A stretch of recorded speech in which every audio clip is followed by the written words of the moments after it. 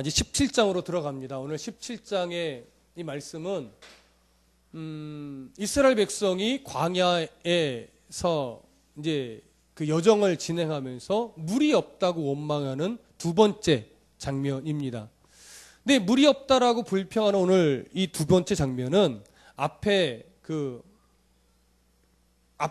물이 없다라고 불평하는 그 곳과는 사뭇 다른 원망이 됩니다. 오늘 이 원망이 왜 이스라엘의 이 여정 중에 중요한가라고 하는 부분을 우리가 살펴볼 텐데요.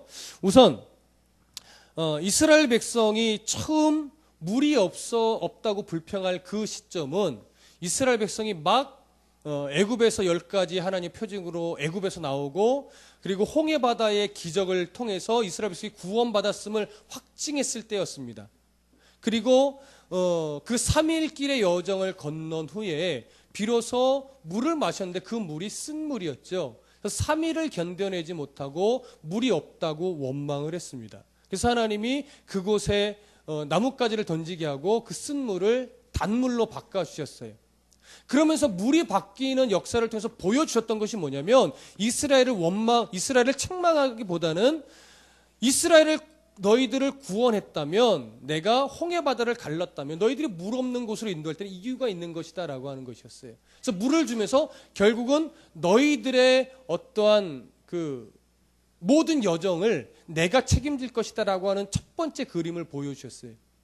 그리고 이제 신광야에 이르러서 그들이 또 한 번 원망하고 불평한 건 뭐였어요? 먹을 것이 없다라고 하는 것이죠. 우리를 줄여 죽게 하려느냐 이 원망이었어요. 그래서 만나와 메추라기를 하나님이 몰아주셨어요. 밤에는 메추라기를, 낮에는 만나를. 그러면서 양식이 없는 곳으로 인도할 때도 내가 이유가 있는 것이다. 내가 너희를 죽이지 않을 텐데 그걸 신뢰하지 못하여 또 먹을 것이 없다고 불평하느냐 하면서 만나와 메추라기를 먹이고 또 만나를 항아리에 보관하게 하면서 그들에게 보여주셨던 것이 뭐예요? 내가 너희들을 먹일 거다 이거죠. 너희들의 하루하루 걱정하지 말아라. 매일매일 내가 만나를 통해서 너희들을 살려낼 것이다. 그러니까 하나님이 책임지는 인생, 하나님이 책임지는 그 확증을 만나와 메추라기를 통해서 보여주신 겁니다. 그러니까 이스라엘은 어떻게 보면 더 이상 내일에 대한 염려를 할 필요가 있는 백성이에요, 없는 백성이에요? 없는 백성이 된 거예요, 사실은. 이게 사실 대단한 거죠. 우리 인생에 내일에 대한 염려만 없으면 우리가 얼마나 하루하루가 평안합니까? 그렇죠? 이스라엘 백성에게 그 은혜를 주신 거란 말이에요. 그래서 그 은혜를 받고 우리가 내일에 대한 걱정을 할 필요가 없는 거구나. 오늘 먹을 양식 하나님이 주시는구나. 이 확신을 갖고 여정을 또 시작한 거예요. 그러고 나서 이스라엘 백성들이 신광야에서 하나님이 이제 떠나라 라는 명령을 듣고 하나님의 말씀대로 신광야를 떠나서 어디로 도착해요? 르비딤이라는 곳에 도착을 하는 겁니다. 자, 그러면 이 르비딤이라는 곳은 지명의 뜻이 뭐냐면 쉬는 장소예요. 원기 회복이라는 의미도 있어요. 그러니까 이 말씀대로 사실은 이 르비딤이라는 장소는 광야를 여행하는 모든 여행객들이 한 번쯤은 여기서 들려서 물을 마시고 몸을 쉬고 다시 회복한 후에 출발하는 그러한 장소이기도 했습니다. 그러니까 이 르비딤은 항상 언제나 뭐가 있어요? 물이 있어요. 그리고 그늘이 있어요. 항상 쉴 수 있는 공간이 되는 곳이었단 말이죠. 근데 이스라엘 백성들을 하나님이 신광야에서부터 이 르비딤으로 하나님께서 친히 인도하셨어요. 근데 르비딤에 딱 와서 보니까 그 쉼터인 르비딤에 뭐가 없어요? 물이 없는 거죠. 그래서 이스라엘 백성들이 결국 이 르비딤에서 물이 없다라고 모세를 원망하며 대적하기 시작한 거예요. 오늘 성경은 2절에서 이렇게 말합니다. 백성이 모세와 다투어. 여기 다투다라고 하는 말은요, 단순한 말싸움이 아니에요. 굉장히 격렬한 몸싸움, 육체적인 싸움을 의미하는 단어이기도 합니다. 그러니까 진짜로 모세와 몸싸움을 했는지는 모르겠지만 이 말이 어느 의미까지도 담고 있냐면 소송을 제기하다라고 하는 의미까지 담고 있어요. 그래서 후대에는 이 다투다라고 하는 말이 후대에는 어떻게까지 사용됐냐면 소송을 제기하여 격렬하게 원고와 피고의 사이에서 누가 옳은가를 싸우는 이러한 단어의 의미까지도 발전을 했어요. 그러니까 굉장히 지금 모세와 다툴 때 모세를 향해 굉장히 공격적으로 지금 나온 겁니다. 그런데 이렇게 공격적으로 나올 수밖에 없었던 이스라엘의 입장은 뭐냐면 3절 한번 보세요. 3절 함께 읽어보겠습니다. 시작. 거기서 백성이 목이 말라 물을 찾으매 그들이 모세에게 대하여 원망하여 이르되 당신이 어찌하여 우리를 애굽에서 인도해 내어서 우리와 우리 자녀와 우리 가축이 목말라 죽게 하느냐. 사실은 죽음에 대한 공포 때문에 그들이 원망하기 시작한 거예요. 200만 명이에요. 대략. 가축도 있어요. 아무리 르비딤이라 할지라도 거기에 설사 물이 있었다 할지라도 200만 명이 한 번에 먹을 수 있을 만큼의 양이 될 수 없습니다, 여러분. 그렇죠? 오아시스가 크면 얼마나 크겠어요. 200만 명이 동시에 해갈하고 가축까지 먹인다라고 하는 것은 이건 보통 일어날 수 있는 일이 아닙니다. 근데 그곳에 물마저 없어요. 그러니 그들이 야, 여기까지 우리가 정말 참고 견디며 르비딤까지 하나님의 말씀을 따라서 왔는데 막상 와보니 뭐가 없어요? 물이 없어요. 양식은 고사하고 물이 없어요. 그래서 야, 우리를 목말라 죽게 하려고 여기 이러느냐 하면서 모세와 다툰 거예요. 그러니까 네가 좀 어떻게 해봐라 이거죠. 네가 좀. 그러나 물은 모세가 냅니까? 아니에요. 하나님이 주시는 거예요. 그래서 모세가 그렇게 다투는 모세가 하나님 앞에 이렇게까지 고백을 합니다. 4절 함께 읽어보시죠. 4절 시작. 모세가 여호와께 부르짖어 이르되 내가 이 백성에게 어떻게 하리이까? 그들이 조금 있으면 내게 돌을 던지겠나이다. 그러니까 상황이 되게 지금 긴박한 거예요. 아주 격렬한 거예요. 그들의 어떤 두려움만큼 분도 차오른 거예요. 그러니까 돌을 막 던질 찰나라는 건 그만큼 목말라 죽게 되었다라는 불안감도 컸다라고 하는 얘기죠. 무슨 의미인지 이해되시죠? 그렇게 지금 상황이 굉장히 위급한데 그때 하나님이 모세가 먼저 이스라엘 백성들에게 뭐라고 하느냐. 다시 2절로 가보시면 2절을 다 같이 한 번 더 읽어볼게요. 시작. 백성이 모세와 다투어 이르되 우리에게 물을 주어 마시게 하라. 모세가 그들에게 이르되 너희가 어찌하여 나와 다투느냐? 너희가 어찌하여 여호와를 시험하느냐? 모세가 이스라엘 백성들에게 뭐라고 말하냐면 너희가 어찌하여 여호와를 어떻게 해요? 시험하느냐라고 말하는 거예요. 그러니까 이 시험한다라고 하는 이 표현이 앞에서 물이 없다라고 불평했던 것과는 사뭇 다른 느낌인 거예요. 앞에서 물이 없다라고 할 때는 하나님이 물론 이스라엘 백성도 연약함이지만 하나님이 이스라엘을 가르치셨어요. 내가 너희를 먹여. 내가 너희를 마시우게 할 거야. 내가 능력이 모자라서 그러는 거 아니야. 라고 하는 걸 보여주셨죠. 근데 지금 물이 없다라고 할 때 이제 모세는 뭐라고 표현하냐면 너희가 지금 물이 없다라고 하면서 여호와를 시험한다라고 말하는 거예요. 시험한다. 자, 왜 이것이 여호와에 대한 시험일까요? 우리 그 힌트를 7절에서 찾아볼 수 있습니다. 7절 함께 읽어봅니다. 시작. 그가 그곳 이름을 마사 또는 무리바라 불렀으니 이는 이스라엘 자손이 다투었음이요 또는 그들이 여호와를 시험하여 이르기를 여호와께서 우리 중에 계신가 안 계신가 하였습니다라. 그들이 물이 없다라고 말할 때 그것만 말한 것이 아니라 모세에게 어떻게까지 대항했냐면 이렇게 말한 거예요. 야, 우리 중에 여호와께서 계시냐 안 계시냐? 이 말을 여러분 조금 더 이해하기 쉽게 말씀드리자면 야, 여호와의 능력이 이미 다 소진된 거 아니냐? 왜 이런 표현까지 나올 수밖에 없었냐면 잘 보세요. 이스라엘 백성들의 인식 속에서는 이런 게 있었던 거예요. 하나님께서 엄청난 능력으로 애굽에서 10가지 표징을 내셨어요. 그렇죠? 그리고 바로를 향하여 드디어 내보내는 수 있도록 만드셨어요. 그리고 막상 홍해 앞까지 왔을 때 애굽 병사들이 쫓아와요. 그때 두려워하고 있는 이스라엘 백성들 앞에서 하나님 홍해 바다를 가르셨어요. 거기를 무사히 마른 땅으로 200만 명이 건넜고 애굽에 쫓아오던 병사들은 다 그 홍해 바다에 수장되어서 시체가 둥둥 뜨는 그 광경을 봤다고요. 그래서 이스라엘이 처음으로 어떻게 돼요? 하나님을 찬송하지요. 찬송하는 그때는 하나님이 이스라엘 백성을 구원하신 사건이에요. 무슨 말씀인지 아시겠죠? 이미 이제 구원해 내신 사건이라고요. 구원해 내시고 나서는 이스라엘 백성들을 어디로 이끄시는 거예요? 약속의 땅, 적과 꿀이 흐르는 가나안 땅으로 인도에 가시는 그 목적지예요. 그러나 아직 그곳에 도착한 거예요? 아니죠. 하나님은 아브라함에도 그렇고 두 가지 약속을 하셨어요. 이스라엘 백성들이 자손을 번성케 하고 약속의 땅으로 가게 할 것이다. 이스라엘을 구원해 낼 것이고 약속의 땅으로 아브라함과 맺었던 그 약속의 땅으로 보낼 것이다 라고 하는 거예요. 그러니까 지금 이 사건은 어디 사이에 낑겨 있는 거냐면 이미 이루신 구원과 이제 반드시 이루어 가실 약속 그 사이에 있는 거죠. 그러니까 약속의 땅으로 가는 과정에서 그 약속의 땅을 기업으로 받기에 합당한 민족이 되도록 하나님이 훈련시키시는 지금 여정인 거예요.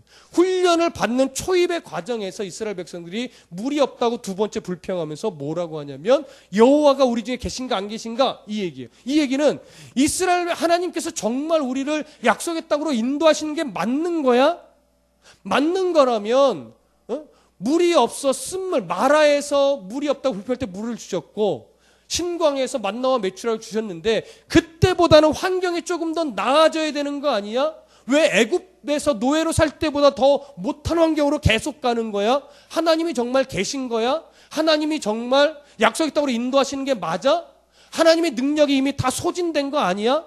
이런 불평이 여기에 뭐예요? 깔려 있는 거죠. 그러니까 여러분 우리가 때로는 이 광경을 보면서 이스라엘 백성 야 믿음이 저것밖에 안 되냐? 얼마 전에 마라에서 물을 내어주신 하나님을 받고 또 코앞에서 신광에서 만나와 메추라기를 먹이셨고 분명히 어제도 만나를 먹었을 거고 어제도 메추라기를 먹었을 텐데 지금 고작 여기 와가지고 물이 없다고 불평을 해? 이렇게 우리가 이들의 믿음을 조금 쉽게 볼 수도 있겠지만 실제로 이들의 믿음을 우리가 쉽게 볼 수 없는 이유는 뭐냐면 이들의 이 불평과 원망이 우리의 삶 속에 여전히 배어 있기 때문에 그래요. 처음 하나님을 믿었을 때 그리고 그 은혜를 뜨겁게 체험했을 때 그리고 때로는 기도하면 하나님이 들어주실 응답의 경험이 있을 때 그때는 정말 하나님이 이 세상이 내 세상인 것 같고 들에 있는 꽃들도 나를 위해서 핀 것 같고 하늘에 나는 새도 나를 위해서 나는 것 같이 여겨질 때가 있지만 시간이 흘러 믿음이라는 연수가 길어지는데 점점점 하나님이 내 기도에 외면하시는 것 같이 여겨질 때가 있고 하나님이 내 신음소리에 응답하시지 않는 것 같고 하나님이 나를 지켜보시지 않는 것 같이 여겨질 때 우리는 여지없이 하나님 정말 나 사랑하는 거 맞아요? 라고 하는 불평 하나님이 날 사랑하신다면 이러실 수 있어요? 점점 더 나아져야지. 왜 이렇게 나는 하는 일마다 안 되는 거예요? 이런 식의 불평이나 원망이 이런 류의 하나님을 향한 외침들이 우리의 삶 속에 종종 일어난다고 하는 거예요. 그러다가 하나님이 또 은혜 주시고 내가 말씀에 딱 터치를 받으면 아니었군요. 저 사랑하는 거 맞았군요 라고 고백하고 있다가 또 시간이 조금 지나서 또 어려운 일만 생기면 도대체 또 뭐예요 하나님 왜 그러시는 거예요 막 이렇게 나가는 거죠. 그러다 또 은혜 받으면 죄송합니다 이렇게 갔다가 이게 주님이 우리를 부르실 그때까지 사실은 계속 반복되는 거예요. 근데 신앙이 언제 성숙되는 거냐? 이 반복이 이제 약해지는 거죠. 반복이 없는 게 아니라 예전에는 이게 막 한 달에 한 번꼴로 막 우리의 신앙의 막 그 원망들이 막 잦았다면 그것이 1년에 한 번꼴로 줄어들고 그러다가 2년에 한 번꼴로 줄어들면서 점점 그 기복이 줄어드는 거예요. 그게 신앙의 성숙이지 어느 날 은혜 받으면 그 다음부터 입에 불평과 원명이 싹 사라진다? 그런 성도는 없어요 여러분. 네. 겉으로 표현만 안 했을 뿐이지 속으로는 누구나 다 정말 하나님이 도대체 나를 어디까지 끌어내릴 작정이신 거야? 이 정도만 하면 되지 않아? 더 이상 끌어내릴 때가 있는 거야? 막 이런 식의 하나님을 향한 외침들은요 누구나 다 있단 말이에요. 그 훈련을 우리가 어떻게 돼요? 받아내고 이겨내고 그러면서 이러한 불평이 자꾸 없애려고 하는 싸움을 내 속사람과 늘 싸워내는 거예요. 이게 신앙의 싸움인 거예요. 네. 헌금하는 게 신앙의 싸움이 아니에요 여러분. 기도에 나오는 게 신앙의 싸움이 아니에요. 예배 나오는 게 신앙의 싸움이 아니에요. 누누이 말씀드리잖아요. 이거는 우리가 당연히 그 훈련을 받기 위해 뭐예요? 준비 작업인 것뿐이에요. 마땅히 해야 될 우리의 의무예요. 이렇게 예배하고 기도하고 찬송하고 헌신하고 봉사하고 헌금하고 하면서 하나님의 은혜를 받고 비로소 세상 속에서 뭐 하는 거예요? 그 싸움을 싸워내는 훈련을 받는 거죠. 실제로 그래서 신앙생활은 교회 안에서 이루어지는 것이 아니고 교회 밖에 내 삶의 자리에서 비로소 신앙생활이 이루어지는 겁니다. 여러분, 이 자리에서 신앙생활하는 거 아니에요. 이거는 신앙인이 마땅히 해야 될 바죠. 자, 그렇기 때문에 지금 이스라엘 백성들의 이 원망은, 이 모세를 향한 다툼은 이런 의미가 있는 거예요. 우리와 똑같은. 그때 하나님이 어떠한 그 답을 주시느냐? 5절, 6절 함께 읽어보겠습니다. 시작. 여호와께서 모세에게 이르시되 백성 앞을 지나서 이스라엘 장로들을 데리고 나일강을 치던 네 지팡이를 손에 잡고 가라. 내가 호렙산에 있는 그 반석 위 거기서 네 앞에 서리니 너는 그 반석을 치라. 그것에서 물이 나오리니 백성이 마시리라. 모세가 이스라엘 장로들의 목전에서 그대로 행하니라. 자, 보세요. 하나님이 답을 주신 건 뭐냐면 나일강을 치던 그 지팡이를 네가 손에 잡고 가서 시내산에 있는 그 반석 위를 치라 이거예요. 여기 치라는 것은 꽝 치라는 것이 아니라 살며시 툭 치라는 의미가 있습니다. 원문에 가깝게 보면. 그래서 툭 치라 이거예요. 치면 거기서 반석에서 뭐가 나와요? 샘물이, 물이 터져 나오는 거예요. 그런데 이 물이 여러분 어떻게 나왔을까요? 쫄쫄쫄 나왔을까요? 콸콸콸 나왔을까요? 근데 콸콸콸로도 사실은 표현이 안 돼요. 왜냐하면 콸콸콸 하면 한 3, 40명이 이렇게 마시고 또 들어가면 또 3, 40명 와서 마시고 뭐 이런 식의 수준으로 여겨질 수 있어요. 그러나 200만 명이 막 3, 40명씩 먹고 줄 서서 먹으려면 그게 언제 다 먹어요. 그렇죠? 반석이 쪼개져서 물이 터져 나올 때는 200만 명이 한 번에 먹을 수 있도록 터져 나오는 겁니다. 그러니까 광경을 생각해 보세요. 반석이 얼마나 쓸지도 생각해 보시고 그 엄청난 반석이 쪼개지면서 물이 하늘 높이 솟구쳐서 200만 명을 뒤덮는다고 생각해 보세요. 장난 아니겠죠. 하나님의 은혜는 그렇게 터져 나오는 거예요, 여러분. 그러니까 우리는 그냥 물이 나오는 수도꼭지 틀듯이 그런 느낌을 생각하는데 아니에요. 200만 명 머리 위로 물이 솟구쳐서 다 그냥 그 마치 폭포가 하늘로부터 솟구쳐서 떨어져 내려오듯이 200만 명이 그렇게 물이 솟구쳐 내려오는 겁니다. 이 광경을 생각하면 엄청나죠, 여러분. 그런데 그런 광경을 염두에 두시되 하나님이 특별히 여기서 강조하고 있는 게 있어요.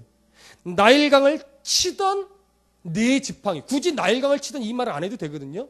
네 지팡이를 가지고 가서 쳐라 이래도 돼요. 근데 그 앞에 수식어가 붙어요. 뭐라고요? 나일강을 치던. 이 수식어가 굉장히 중요합니다.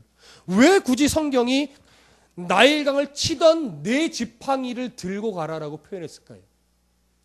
나일강을 치던 그 지팡이라는 것은 애굽에서 이스라엘 10가지 표징을 내던 그 지팡이, 그렇죠? 그 하나님의 구원해 내시고 약속의 땅까지 이끌어 가시겠다는 그 약속이 담겨 있고 하나님의 능력을 상징하는 지팡이예요. 그러니까 그 지팡이를 가지고 가서 물을 냈다는 것은 뭐예요? 하나님의 구원과 인도하심의 작정이 끊어졌다, 끊이지 않았다. 끊이지 않았다. 지금도 그 약속이 이어져 가고 있고 진행되고 있고 하나님의 능력이 소모된 것이 아니다라고 하는 것을 보여주는 거예요. 그러니까 여러분 하나님의 능력이 소모되지 되지 않았다라는 것을 보여주는데 반석에서 물이 2, 30명 분만 나온다고 생각해 보세요. 하나님 능력이 저거밖에 안 돼 이러는 거죠. 200만 명이 먹을 수 있는 물이 바위에서 터져 나오는 거예요. 하나님의 능력이 모자른 것이 아니다라는 것을 200만 명이 한 번에 동시에 다 알게 되는 것이죠, 여러분. 이게 하나님의 방법이 하나님의 능력이에요. 능력이 없어서 지금 그곳으로 인도하신 것이 아니라고요. 불평하지 않는 싸움. 하나님께서 내가 죽으면 죽으리다. 하나님 물 주시면 살고 안 주시면 내가 주 안에서 죽을게요 라고 하는 그 믿음까지 가기를 하나님 원하시는 거예요. 그 훈련이 되어지기를 원하시는 거예요. 우리의 인생도 마찬가지입니다, 여러분. 하나님이 안 주시면 죽을 거예요. 이게 그리스도인이 가질 수 있는 배짱이에요. 하나님 안 주실 거예요? 그러면 주 안에서 죽을게요. 이게 마치 당돌한 것 같지만 이게 진짜 신앙이에요. 하나님 주시면 감사하고요. 안 주시면 죽을게요. 그러니까 하나님이 주시는 것으로 살지 하나님이 안 주시면 저 안 살아요. 그래서 하나님 말씀에 제가 설 테니까 이제 책임져 주세요. 지금까지도 책임지신 거 알지만 앞으로도 그 책임지시는 하나님 제가 믿고 나가요. 그 배짱이죠. 이런 그 배짱이 좀 있기를 소원합니다. 저나 여러분들이랑 마찬가지예요. 하나님이 주시는 것, 하나님이 먹이시는 것, 하나님 입히시는 것, 그걸 갖고 살아갈게요. 그러나 세상이 나를 유혹하여 엄청난 걸 준다 해도 거기에 내가 시선을 뺏기지 않겠습니다라고 하는 경각심도 그 안에는 같이 담겨 있어야 돼요. 하나님이 주신 것 아닌데 세상이 주는 것이 엄청나게 크다 하더라도 그것은 받고 그것을 즐기면 안 돼요. 그것에 대한 우리의 분명한 분별력이 있으셔야 할 겁니다. 자, 여기서 우리가 또 하나 너무너무 중요한 구절을 하나 찾아볼 겁니다. 6절 한번 읽어보세요. 6절 함께 읽습니다. 시작. 내가 호렙산에 있는 그 반석 위 거기서 내 앞에 서리니 너는 그 반석을 치라. 그것에서 물이 나오리니 백성이 마시리라. 모세가 이스라엘 장로들의 목전에서 그대로 행하니라. 하나님께서 모세에게 그 지팡이를 가지고 시내산에 있는 그 반석을 치라고 하셨는데 사실은 그 지팡이로 치임을 당해야 될 것은 누구예요? 이스라엘 백성이죠. 불평하고 원망하는 이스라엘 백성이 그 지팡이로 맞아야죠. 사실은. 그런데 하나님이 이스라엘 백성을 치라고 하지 않고 그 반석을 치래요. 그런데 그 반석을 치기 전에 그 반석 위에 누가 서 있겠대요? 놓치셨어요? 예, 다시 한번 보세요. 6절 한 번 더 읽어보세요. 시작. 내가 호렙산에 있는 그 반석 위 거기서 내 앞에 서리니. 여기까지만. 반석 위에 누가 서 있어요? 하나님이 서 있어요. 그리고 그 반석을 누가 쳐요? 모세가 쳐요. 원래는 그 반석으로 이스라엘 백성을 쳐야 돼요. 그게 맞아요. 근데 하나님이 맞는 거예요. 하나님이 쪼개지는 거예요. 그러니까 이스라엘 백성들을 하나님이 구원해 내시고 이스라엘 백성들의 허물을 치니 누가 지금 담당하고 있어요? 하나님이 직접 그 허물을 담당하고 있는 거예요. 근데 그 그림은 역시 신약 성경에서 아주 정확하게 해석을 하는데 고린도전서 10장 4절을 한번 보십시오. 고린도전서 10장 4절.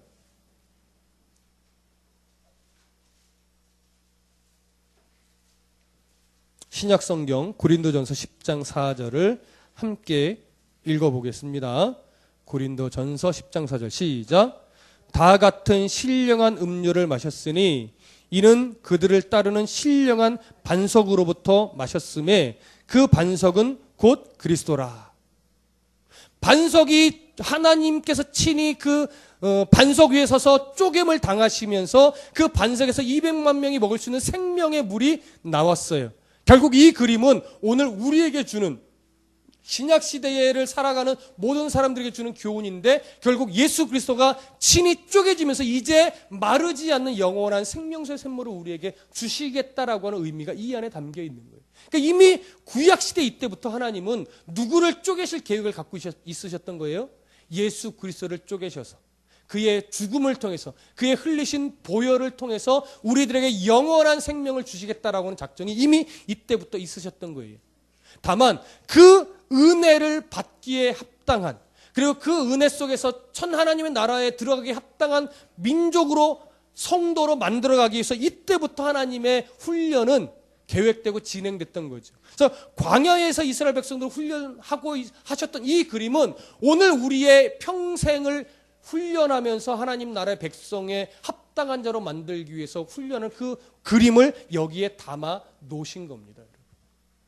그러니까 오늘 우리가 사실은 책망받을 일이 얼마나 많습니까? 우리 인생 속에서 하나님 앞에 불평하고 원망하고 하나님의 사랑을 깨닫지 못하고 기억하지 못하고 내 마음대로 살다가 내 욕심대로 기도하다가 내 욕심대로 응답이 안 되면 또 원망하다가 이럴 때 수없이 많잖아요. 우리가 쪼개져도 100번 쪼개졌어야 되는데 이미 이때부터 하나님은 우리를 쪼개시지 않고 누구를 친히 쪼개셨어요? 예수 그리스도를 친히 쪼개셨죠. 그래서 우리의 허물을 다 뭐예요? 덮어주신 거예요. 우리의 허물을 덮어주시면서 우리를 하나님 나라의 백성으로 삼으신 거예요. 이 은혜가 가장 큽니다. 그래서 진노의 심판을 면하게 해 주셨습니다. 이것이 이스라엘 백성들을 사랑하는 하나님의 방법이셨고 이것이 오늘 우리를 사랑하는 하나님의 방법입니다. 중요한 건 이 사랑과 이 은혜를 깨닫고 가슴에 새기고 살아나가는 기름을 준비한 처녀와 같이 살아가느냐 아니면 이 은혜와 이 사랑을 잃어버리고 기름을 준비하지 않은 어리석은 처녀들과 같이 우리도 그냥 그 은혜와 그 사랑은 잃어버리고 내 욕심대로 내 생각대로 불평하고 원망하며 그저 이 땅의 연락을 즐기기 위해서만 살아가느냐. 이 두 차이는 이 땅에서는 별 차이 없는 것 같아 보이지만 하나님의 심판대 앞에서는 정확하게 그 차이점이 드러나는 거예요. 그때까지 이 믿음을 지켜내느냐라고 하는 것, 이것이 바로 아주 중요한 겁니다. 그래서 7절 결론적으로 보시면 그가 그곳 이름을 마사 무리바라 불렀으니 이는 이스라엘 자손이 다투었음이요 또는 그들이 여호와를 시험하여 이르기를 여호와께서 우리 중에 계신가 안 계신가 하였음이더라. 원래 이곳은 르비딤입니다. 원래 이름이.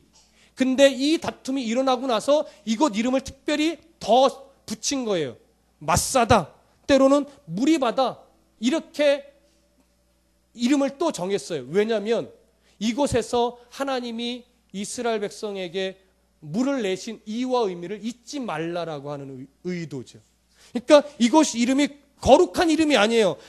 그들이 여호와를 시험하였다, 이스라엘 자손이 다투었다, 아주 부정적인 의미예요. 그런 의미로 이름을 지었어요. 왜요? 잊지 말아라 이거죠. 기억하라 이거죠. 그래서 자꾸 너희들은 하나님을 시험하려고 덤벼들겠지만 그때마다 이 이름을 기억하여 시험하지 말고 시험이 아니라 신뢰로 너희들의 마음을 바꿔라라고 하는 거예요. 여러분 한 가지만 생각해 보시죠.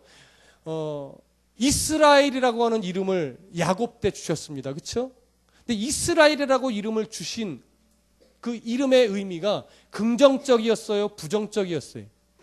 부정적이었어요. 이스라엘이라고 이름은 하나님과 겨루다라고 하는 의미예요. 다투었다, 싸웠다. 그러니까 좀 적나라하게 이르면 하나님을 이겨먹으려고 했던 놈, 이런 의미죠. 이해되세요? 왜 그런 이름을 주셨다고요? 잊어먹지 말라고. 우리의 교만과 우리의 죄성은 늘 하나님을 이겨먹으려고 둔다고요. 누구처럼? 야곱처럼.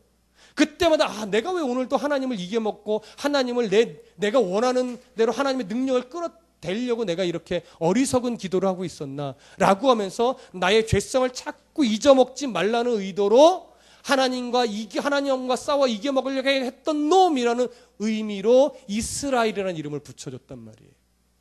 그러니까 우리가 자꾸 잊지 말고 생각할 것은 나의 어리석음, 내 욕심대로 하나님께 기도하려고 했던 내 어리석음, 하나님과 싸워했던 이 마사 무리바에 나도 있었던 것과 같이 그렇게 내 자신의 연약함을 항상 인정하고 하나님 앞에서 내가 더 하나님을 신뢰하는 싸움을 싸워가야 되겠노라. 이 다짐을 하는 성도가 되어야 될 겁니다. 오늘 본문이 주는 교훈도 그겁니다. 이스라엘 백성을 훈련시킨 것도 그겁니다. 하나님을 신뢰하는 백성 만들려고. 오늘 우리가 이런 똑같은 훈련을 받는 이유도 바로 하나님을 신뢰하는 백성으로 만들기 위함입니다. 이런 하나님을 신뢰함으로 하나님 나라 갈 그때까지 하나님의 아름다운 백성으로 살아가시기를 소원합니다. 기도하겠습니다.